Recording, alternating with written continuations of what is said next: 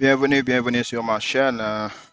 Pour ce débriefing, nous allons partir en Angleterre, puis on ira en Espagne, puis là où le Real jouait, encore on ira en France avec Messi, on ira aussi en Italie, puis on finira par la Bundesliga. Avant de commencer, n'oubliez pas de vous souscrire et d'activer la petite clochette, comme ça, lorsqu'il y aura les mises à jour, vous serez au courant. Allez, c'est parti! Et on va commencer notre tour d'Europe avec l'Angleterre où Manchester United se devait de gagner contre Watford et que Watford avait aussi besoin de points, mais ce match s'est soldé par un match nul 0 but partout. Manchester United a eu la balle, mais n'a eu que 3 tirs cadrés, de même que Watford n'a eu que 2. Est resté dans son camp la majeure partie du temps et en essayant de procéder par contre avec juste quelques éclairs de temps en temps.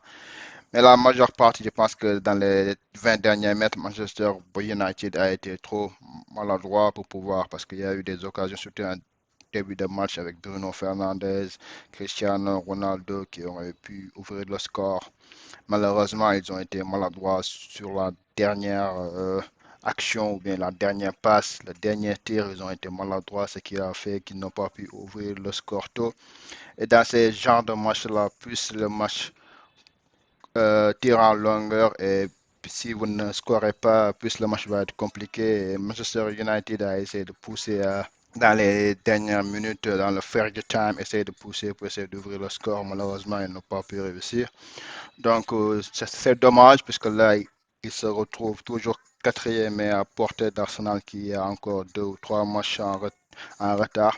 Watford, c'est un bon point pour eux au vu du maintien. Parmi les autres matchs de la journée, il y a eu Leeds qui recevait Spurs, mais qui s'est encore fait laminer 4 buts à 0 par les Spurs d'Antonio Conte, qui se sont repris après leur défaite en milieu de semaine contre Burnley.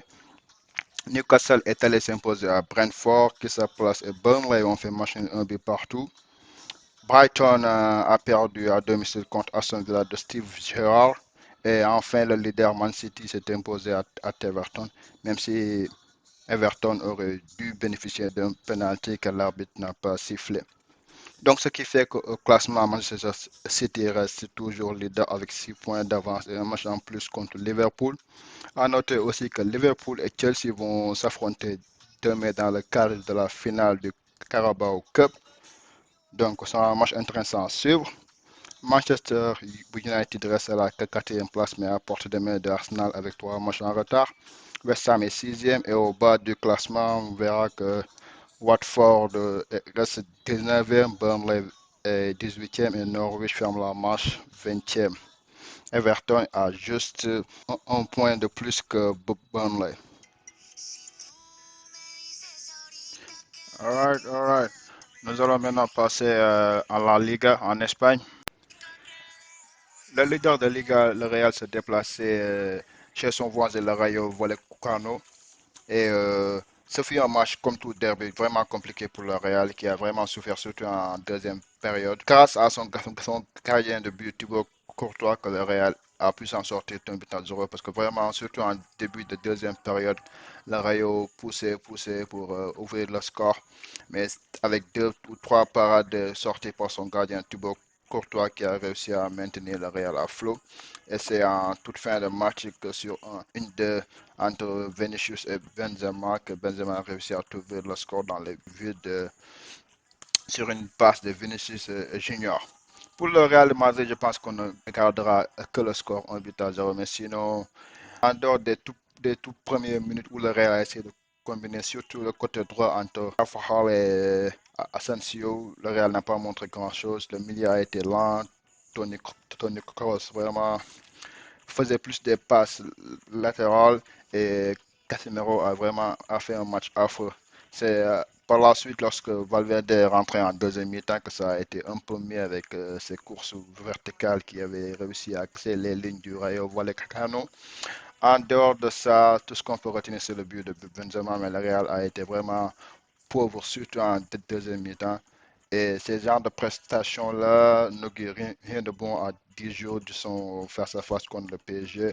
S'ils veulent espérer de passer, ils devront faire un match vraiment meilleur que ce qu'ils ont fait ce soir. Parce que face à un adversaire tel que le Rayo, je pense que la performance aurait dû être si mieux. Et aussi, il faudrait que Carlo Ancelotti puisse faire tourner Vinicius à un moment donné.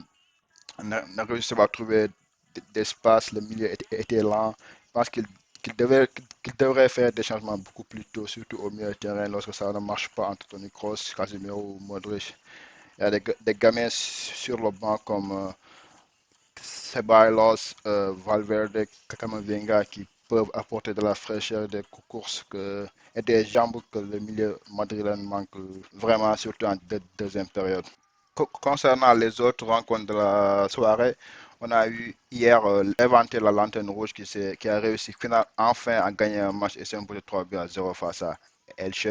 Valence a battu le Real Mallorca en toute fin de match sur une frappe de 20 mètres de son défenseur Gabriel qui lui permet de gagner un match 1 but à 0. Match nul 2 buts partout entre Getafe et Alaves du Sénégal et Mamadou Loumdiaye. Et l'Atlético de Madrid qui continue sa série et qui a battu le Celta à domicile 2 buts à 0. Donc, ce qui fait qu'au classement, le Real a provisoirement 9 points d'avance sur le FC Séville. Séville et Betis vont s'affronter demain dans le derby andalou. Tico Madrid est quatrième, repasse devant le Barça, mais le Barça jouera demain aussi. Et en fin de classement, on verra que Alaves est la première équipe relégable et 3 points de retard derrière Granada, la première équipe non relégable. Cadiz est 19e et Levante ferme la marche avec 18 points. En Ligue 1, je pense que le match de ce soir était entre PSG qui accueillait la Saint-Etienne. Le PSG a gagné 3 buts à 1, mais ils ont souffert sur les 15 premières minutes où Saint-Etienne, avec un génial Denis Bouanga, le Gabonais, a mis le feu sur son pied gauche, a vraiment donné du fil à retordre à Marquinhos, à Kerrer et même à Danilo. Et c'est sur une perte de balle de Danilo que Bouanga a réussi à tromper Donnarumma sur une frappe croisée du gauche. Après 15 minutes de jeu, à partir de là, le PSG a commencé à se réveiller et son trio Messi, Neymar, Mbappé a commencé à prendre le relais. La machine a commencé à tourner et vraiment Messi, Lionel Messi, sa vision de jeu, les passes qu'il a fait pour son doublé était vraiment d'une autre planète. Messi commence petit à petit à monter en puissance, à se blinder dans cette équipe-là, parce que ces deux matchs passent au Real et ce match-là montre vraiment qu'il est en train de prendre la température de l'équipe et tout. Et quand ces trois-là sont en forme, vraiment, l'attaque du PSG est terrible. Surtout Mbappé, le futur joueur du Real, il est au top, quoi. Il est au top. Et c'est logiquement que le PSG gagne 3 buts à 1. Le score aurait pu même être plus lourd que ça si Neymar n'avait pas vu sa frappe toucher le poteau ou bien le coup franc de Messi sur l'équerre.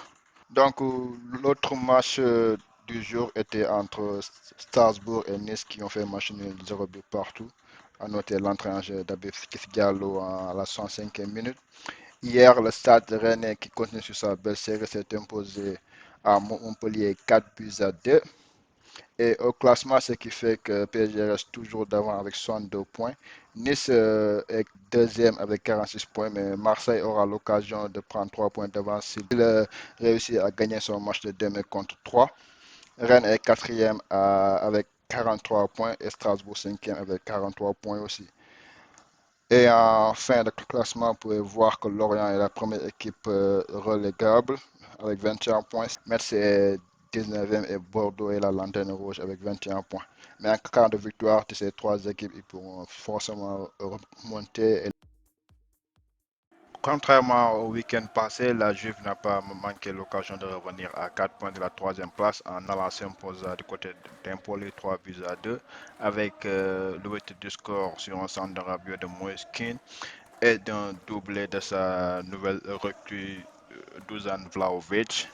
Empoli a mis 2 buts grâce à Zurkowski et la Mantia, ce qui fait que Juve revient à 4 points. C'était un match compliqué pour la Juve, mais Juve a réussi à faire le travail, ce qui est le plus important maintenant, que tous les points vous valent cher au classement, donc ce qui fait qu'après le match hier, Milan aide l'Inter.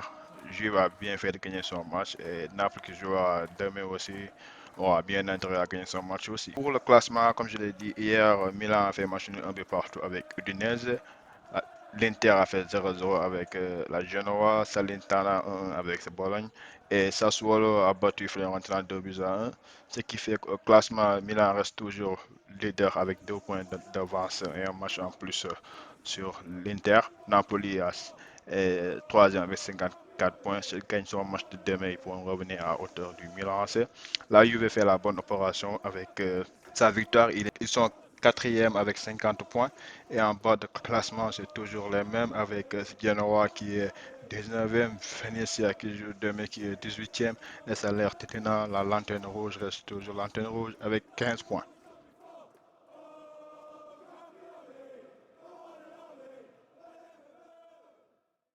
Et on termine notre tour d'Europe avec la Bundesliga où le Bayern s'est déplacé chez Francfort et ils ont réussi à gagner à l'extérieur 1 but à 0 grâce à un but de Leroy Sané.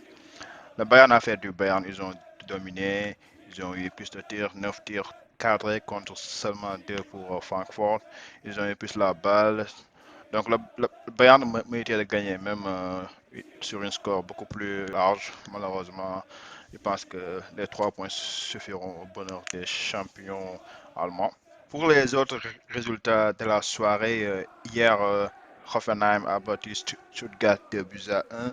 Le Bayern Leverkusen de Moussa Diaby a gagné 3 buts à 0 d'Armina BFL avec un doublé de Moussa Diaby. L'Union Berlin a battu 3 buts à 1 Mainz. Borussia Mönchengladbach a fait match nul avec Wolfsburg 2 buts partout. Freiburg 3-0 contre Hertha Berlin. La Lanterne Rouge Godefroy a fait match nul avec FC Köln. Et ce qui fait qu'au classement, le Bayern reste toujours leader et prend provisoirement 9 points d'avance sur Dortmund qui joue demain, troisième Leverkusen avec 44 points et quatrième Freiburg avec 40 points, même nombre de points avec Hoffenheim qui joue demain aussi. Et au bas de classement, on a Augsbourg 16e, Stuttgart 17e avec 19 points et Gertford, Lanterne Rouge avec 14 points. Donc voilà qui met fin à ce tour d'Europe. Demain, on fera aussi une pour les matchs de dimanche. Je vous souhaite une très bonne soirée et d'ici là, peace and love.